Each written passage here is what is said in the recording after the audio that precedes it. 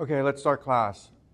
So let us summarize and review where we are so far in the story. So there are three major interests, forces that are pushing the United States towards war with Iran. The first is the Israel lobby. Remember that the Israel lobby is composed of both Jewish interests as well as Christian interests, right? Representing the Jewish interest is something called AIPAC. And they have a membership of about 100,000. But they're very wealthy. There are many billionaires in this group. So this group has financial power.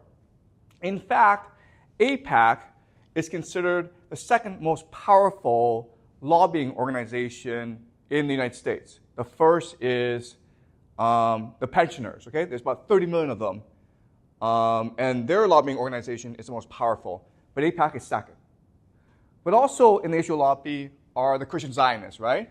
So for example, the organization Christians United for Israel has 7 million people in its membership.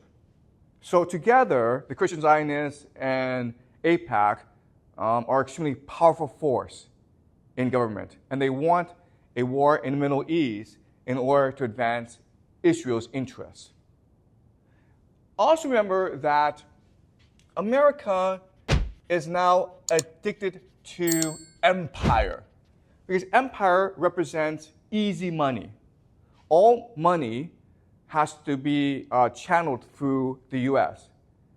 And so there are many people in the U.S. who just basically make their money by speculating on money, okay? So for example, Wall Street. And that has made Wall Street extremely powerful right now in U.S. politics. And the third force is Saudi Arabia. Remember that in our discussion of Saudi Arabia, we learned that the major conflict in the Middle East is actually not between Israel and Iran, but between Saudi Arabia and Iran. For Israel, Iran is a security threat because it supports Hezbollah and Hamas. But for Saudi Arabia, Iran represents a threat to its very existence. Okay? So Saudi Arabia must resolve the Iran problem soon. Right? Now, how these three forces manifest themselves is through Trump. Okay? So basically, Trump is their champion. And privately, there's a man named Jared Kushner, who is Trump's son-in-law. He's married to Trump's favorite daughter, Ivanka Trump, okay? And Jared Kushner happens to be very good friends with both Benjamin Netanyahu, who is the leader of Israel, as well as Mohammed bin Salman, who is the leader of Saudi Arabia. Now, Jared Kushner's father, Charles Kushner, was a very prominent sponsor of AIPAC. In fact, when Benjamin Netanyahu comes to stay in the United States, he lives with the Kushner family. So one night, Benjamin Netanyahu had to stay in Jared Kushner's bedroom, and Jared Kushner had to sleep in the basement. Okay, that's how close they are. And Jared Kushner is friendly with MBS, the leader of Saudi Arabia, so friendly that when Jared Kushner started a private equity fund, Saudi Arabia invested $2 billion. Okay? So through Jared Kushner, these three forces are able to exert influence on Trump.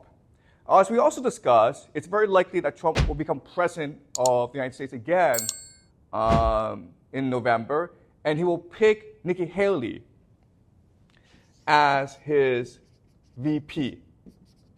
And that means that Nikki Haley will be the one in the Trump White House pushing for war against Iran. As we discussed, Nikki Haley makes most of her money from the Israel lobby, okay? The anti-Iran lobby. We know from the first Trump administration that these forces are able to exert tremendous influence on Trump. Okay? And the evidence is, one, Trump withdrew from the Iran nuclear deal that would have secured peace between the United States and Iran. Okay? Trump moved the United States Embassy from Tel Aviv to Jerusalem in Israel, which was a major, which caused major friction in the Middle East. Okay?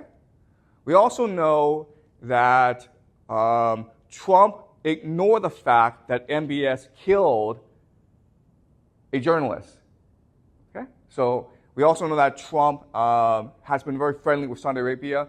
We also know that Trump sponsored the Abraham Accords, which is trying to bring peace between Israel and other Arab countries and unite them against Iran. Okay? The last thing that Trump did, which is the most important, is that in January 2020, Trump ordered the assassination of General Qasem Soleimani, who is the leader of the who is the leader of the Iranian Revolutionary Guards. Okay? So from all this, we can suspect that in a second Trump term, war with Iran will be a major priority. Okay? So is this clear so far? All right. Now, we also discussed that, okay, even though there are these forces that want war with Iran, ultimately it is the U.S. military that must implement this war. And if the U.S. military refuses to go to war, then the war can't happen. So we discussed that, unfortunately, the U.S. military is very different from what it was 30 years ago. Okay? 30 years ago, the U.S. military maintained very standard military doctrine. Okay? They maintain three very important principles that all militaries must maintain in a time of war. The first is mass forces. B is avoid encirclement, right? And the third is protect supply lines.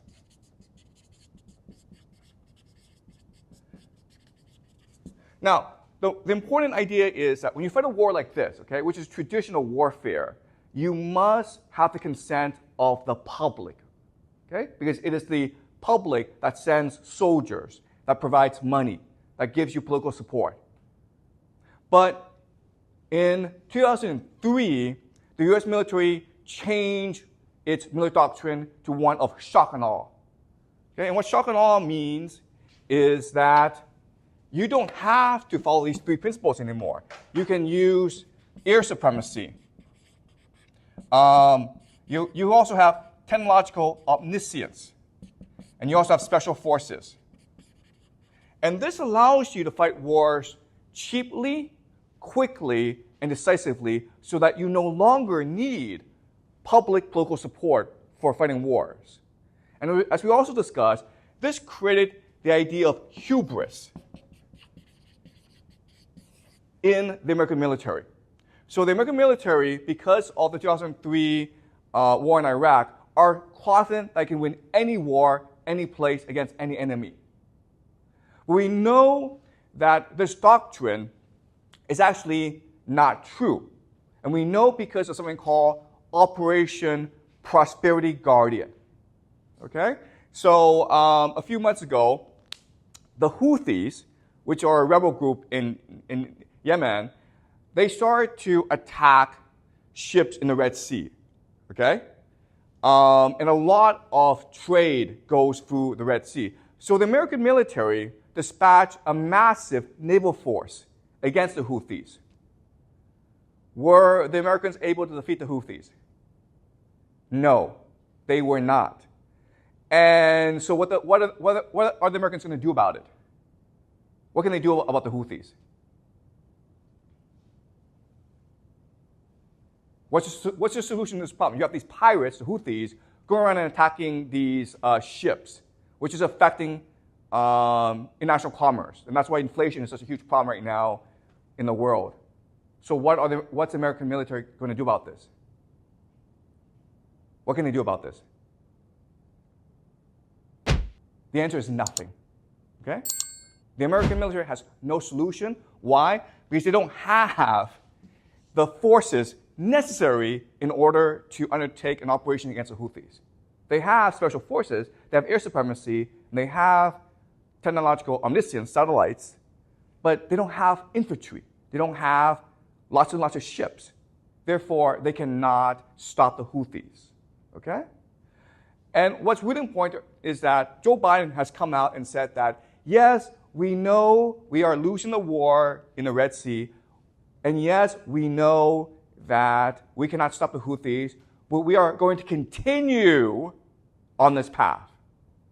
Okay? Does that make sense? This is the idea of hubris. Not knowing your limitations. And when you are faced with your limitations, you refuse to accept your limitations. Okay? And that's why when the US military is given the order to invade Iran, they'll probably go along with it because they cannot imagine the possibility that they could be defeated in Iran. Okay? And then you have the Iran Revolutionary Corps, okay? The Revolutionary Guard. And as we discussed last class, they want war with the United States because they're very angry about U.S. interference in Iran, right? So during the Shah regime, which was a brutal police state from 1953 until 1979, the Americans were the ones who were backing this police state. So there are many who are angry about this. They're also angry about the fact that the U.S. continues to protect Israel and Saudi Arabia. Okay? And they're also angry about the fact that Trump killed General Soleimani. Okay? And as we discussed, it's possible that the Revolutionary Guard Corps killed last week the president of Iran, Ibrahim Raisi, because he was preventing war. Okay? So they want war with the United States. So you see the map, right? You see the logic of this, where there are powerful forces in the United States pushing the United States towards war. You have Trump, who has basically agreed in his first term to raise or increase escalation with Iran. Within the Trump White House, there'll be Jared Kushner and Nikki to push this war, both privately and publicly. The U.S. military has so much hubris that they think they can win this war, and Iran wants to provoke the United States into invading it. Okay? And the United States and Iran can have many, so Iran has many strategies in order to provoke the United States into war. Okay? Basically, the United States is looking for a reason, and Iran wants to give them a reason. And that's why I think war between the United States and Iran is very likely in the next 2 to 4 years.